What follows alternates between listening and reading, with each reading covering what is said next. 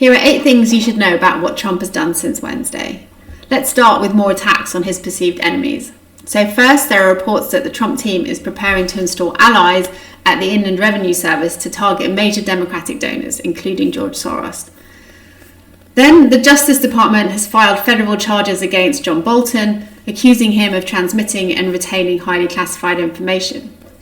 So John Bolton was Trump's national security advisor during the first term, and he's become one of Trump's biggest critics. And this indictment is now the 3rd time in recent weeks that the Justice Department has secured criminal charges against one of Trump's critics. Then, with his Attorney General Pam Bondi and FBI Director Kash Patel at his side in the Oval Office, Trump openly threatened prosecution against other former officials who had brought cases against him in the past. So these are former Special Counsel Jack Smith, former FBI official Andrew Weissman, and former Biden Attorney General Lisa Monaco. And then in September, Trump filed a $15 billion defamation suit against the New York Times, but it was quickly thrown out by a judge. And this week, Trump refiled an updated lawsuit, still for $15 billion.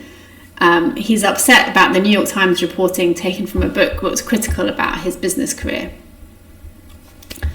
Moving on to misinformation, a dramatic voiceover video shared by the White House and Donald Trump on social media claimed to show immigration agents responding to the mess in Chicago.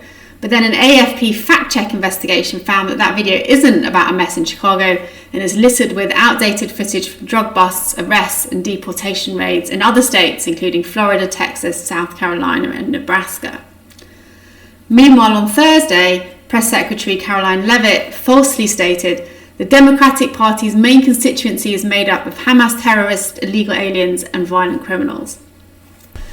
So speaking of Democrats, the administration has continued to penalise Democrat voting areas. So during the government shutdown, Trump has targeted Democratic districts by halting funding disproportionately in those areas. So far, he has cancelled or frozen almost $28 billion in Democratic areas versus $740 million in Republican districts. So Democrat voting areas have lost almost 30 times as much funding as Republican voting areas. Trump also plans to overhaul the $1 billion post 9/11 program to prevent terrorism by switching funding away from Democratic and towards Republican states. So all of these actions and more are available on the TrumpActionTracker.info.